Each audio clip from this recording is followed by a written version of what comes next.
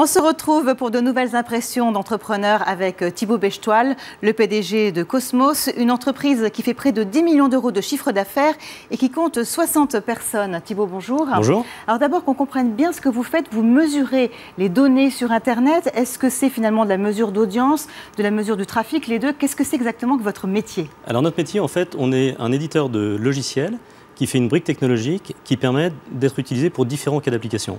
Donc effectivement, 3 exemples. La mesure d'audience, savoir simplement mesurer l'audience sur la télévision sur IP. L'optimisation de réseau, faire en sorte qu'un flux, par exemple, SAP passe avant de l'email. Ou 3e exemple, ça peut être de la sécurité, de la cybersécurité. Alors vous venez d'obtenir donc un montant assez considérable de la part du FSI, le Fonds stratégique d'investissement, donc un montant de 20 millions d'euros. Ça va vous servir à quoi? Qu'est-ce que vous allez en faire? Donc ces investissements, ça va servir à plusieurs choses. D'abord, investir aux États-Unis et en Asie. On doit avoir une présence, on a une présence aujourd'hui, mais on veut accélérer cette présence.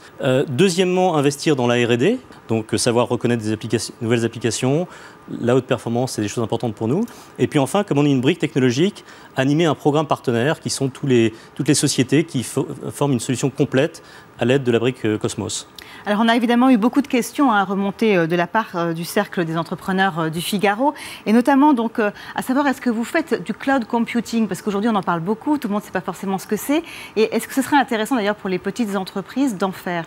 Alors, 2 choses. D'abord, nous, effectivement, la brique technologique peut être tout à fait utile dans le domaine du cloud computing. Pourquoi? Parce que quand on parle de cloud computing, on perd un peu la visibilité sur ces données. Or, Cosmos peut justement apporter cette visibilité sur ces données.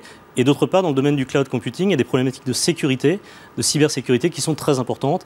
Et là, on peut apporter une espèce de 2e ligne de défense après des produits traditionnels comme des firewalls ou des antivirus.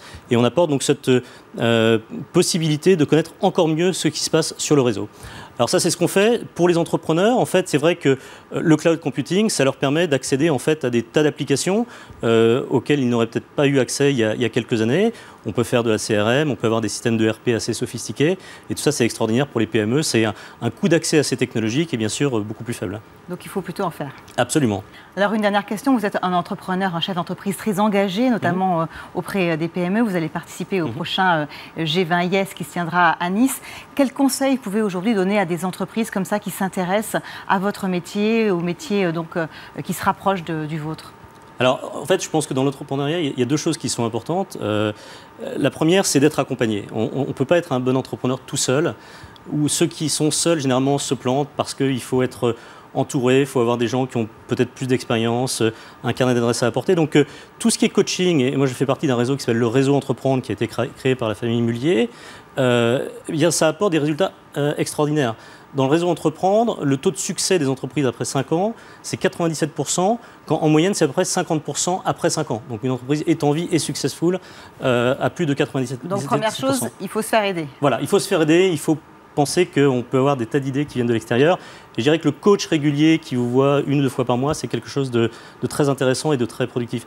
Et la deuxième chose, c'est qu'il faut être extrêmement clair et rigoureux sur le sujet stratégie. Il y a un très bon livre que je recommande souvent qui est la stratégie de l'océan bleu, qu'on a complètement appliqué à Cosmos d'ailleurs. C'est un client, quel qu'il soit, dans le domaine entreprise ou particulier, achète un service pour une valeur spécifique qu'il va apporter. Il faut être très très précis, parce que quand on est petit, on va avoir tendance à vouloir faire beaucoup de choses.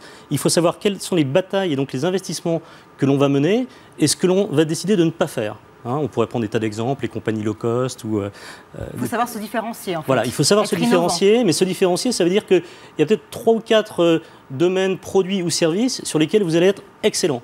Et si vous avez, comme c'est le cas de Cosmos, un marché qui est le marché mondial, il ne faut pas se poser la question d'être excellent sur le marché français pour ensuite s'exporter. Il faut être excellent avec une analyse stratégique du marché mondial. Et c'est comme ça qu'il faut se prendre le problème. Thibaut Bechtoil, merci beaucoup. On se retrouve très vite pour de nouvelles impressions d'entrepreneurs. En attendant, bien sûr, vous pouvez poser vos questions sur lefigaro.fr et tf1news.fr. C'était Impression d'entrepreneur avec HP e-print.